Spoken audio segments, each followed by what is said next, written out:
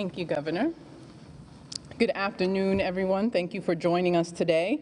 As you can see, this is where it is helpful to still tune in at least once a week to get all of the other updates. I will get started with the numbers. As the Governor shared, we have 76 new cases to report today. In terms of hospitalizations, we have 67 people currently hospitalized across the state. 5 people are in an intensive care unit, and 3 people are on a ventilator in those ICUs. Sadly, we have 1 additional COVID-19 associated fatality to report. This was a person in their 60s, and with each individual, our sympathies continue to go out to the families of this Rhode Islander, as well as all of those Rhode Islanders who have been impacted. Because it's been a few days, I want to make sure to highlight that on Monday, we announced the opening of a new testing site at the Rhode Island Convention Center. This site is replacing the site at Rhode Island College.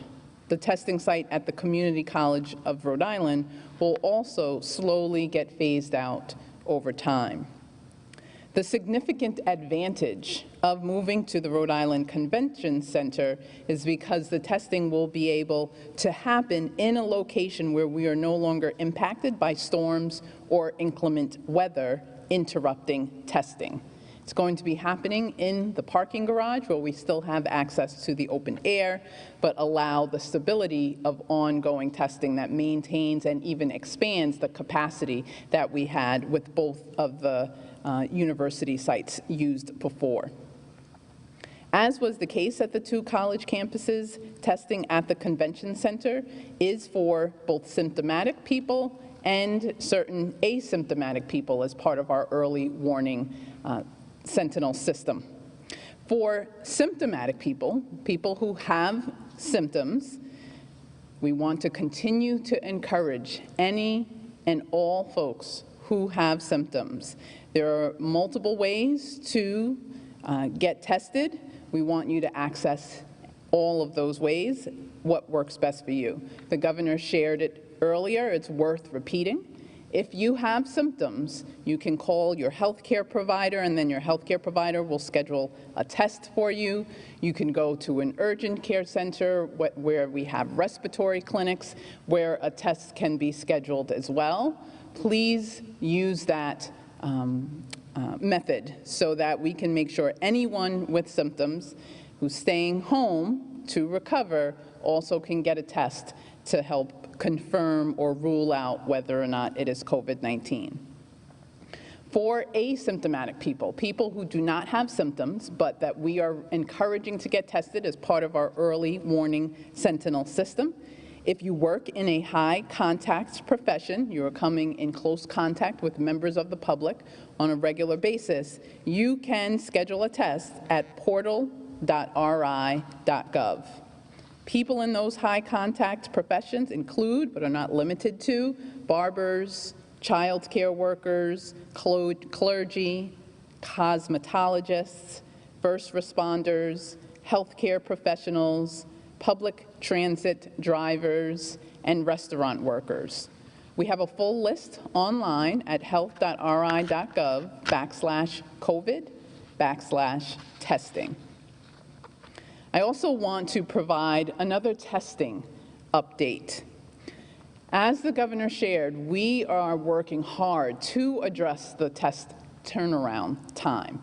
With doing so, we're able to build our in-state capacity for testing. I want to take that minute to really thank the colleagues at the Rhode Island Department of Health State Health Laboratory.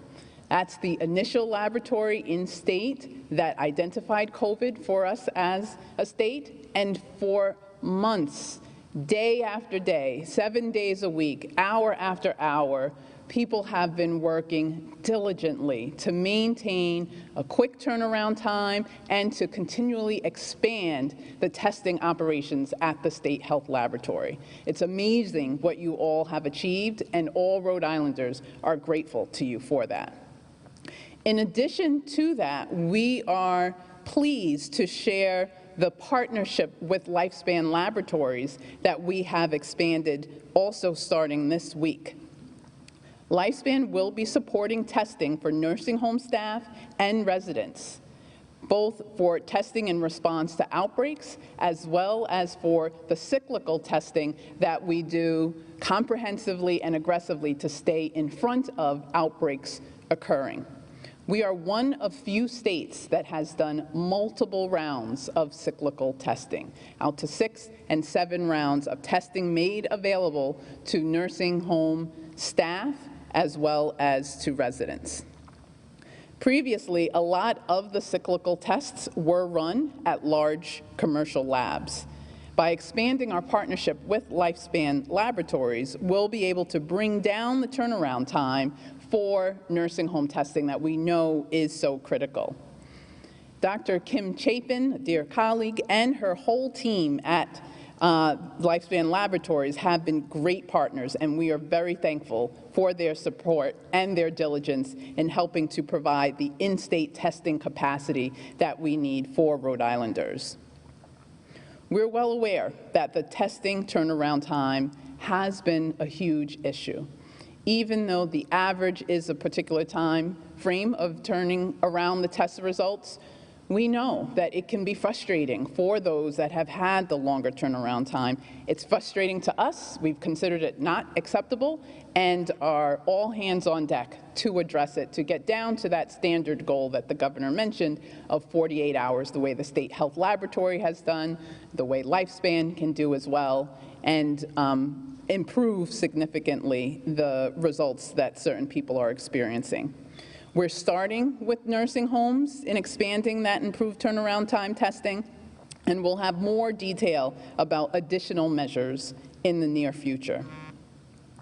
In the meantime, please remember, if you have symptoms of COVID and have been tested but have not yet received your results, while you are waiting, please conduct yourself as if you are positive.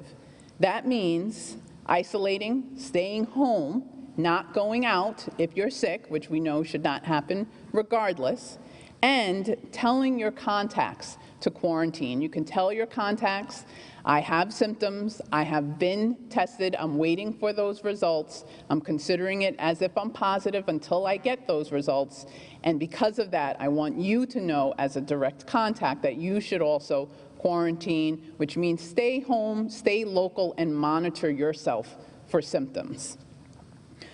One other update that I want to provide is on compliance. This is a key component. We know the rules, and the governor has said complying to them, figuring out ways to follow the rules, is the key for us as Rhode Island to continue to stay in front of this. We have a comprehensive 3-faceted approach to compliance. One facet is doing inspections and doing enforcement. We have an entire enforcement task force of workers who have been diligent in going out and engaging with businesses to help there. The second facet is an extensive communications campaign, which we have been doing to remind people to wear masks, to practice social distancing, and to follow the public health guidance overall. The third facet is another critical one that falls in between those two. It's person-to-person peer engagement and education. To help do this, we've developed a community outreach reinforcement program. This is a partnership between us at the Rhode Island Department of Health, the Department of Environmental Management, the Department of Business Regulation, the Rhode Island National Guard, and many other partners looking to help us build out this team. What this looks like will differ by community according to that community's needs, but similar to what we saw when there were many people together during the protest, when we showed up as a team, handed out masks, made sure people had hand sanitizers, made sure that people knew where to go to get tested, we made a difference in ensuring that the percent positive test rate of anyone who said that they went to a large gathering at the time of the protest was less than 1%. We know that that model works, and we're deploying that across the state, community by community, whether in the beaches or whether where there's a community location where we're seeing an outbreak. Community outreach teams will partner with our health equity zones, with community organizations, with houses of worship, with professional associations, with businesses, among others. We also want to engage youth to join with us. And we will use data and communications from the public to inform our outreach efforts. It could, for example, include community outreach teams being present at events or at beaches to hand out masks, hand out hand sanitizer, and COVID-19 educational resources and where people can go to get tested and why it's important to physically distance. As we reopen, we will be partnering with you to support you. However, we can't be everywhere. We cannot do this alone. This is where Rhode Island can stand up together to accomplish this. We need people to be making the right decisions and acting responsibly. And we know that our 20 to 29-year-olds can do that with us. Last week when I was here, I talked about boats and social gatherings on boats in terms of what we are seeing with our case investigations.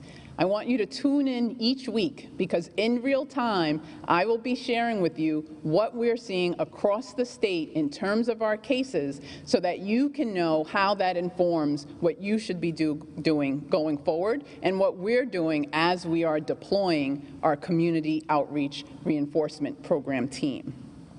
What we are continuing to see with our case investigations is gatherings as the issue. As the governor shared, people coming together, their guards are down, masks are off, and particularly people with or without symptoms are unknowingly spreading illness to loved ones and close friends, and those people are going into other environments and spreading as well. So whether what's happening on boats, those types of gatherings are happening on beaches, they're happening in backyards, in barbecues, they're happening at various events, whether at a restaurant, also happening in bars. That is the key that we want to spread the message on. If you are in a tight gathering, wearing a mask makes the difference. If you are in a big group in any of those settings, you need to remember that COVID-19 can spread very rapidly, and oftentimes unknowingly.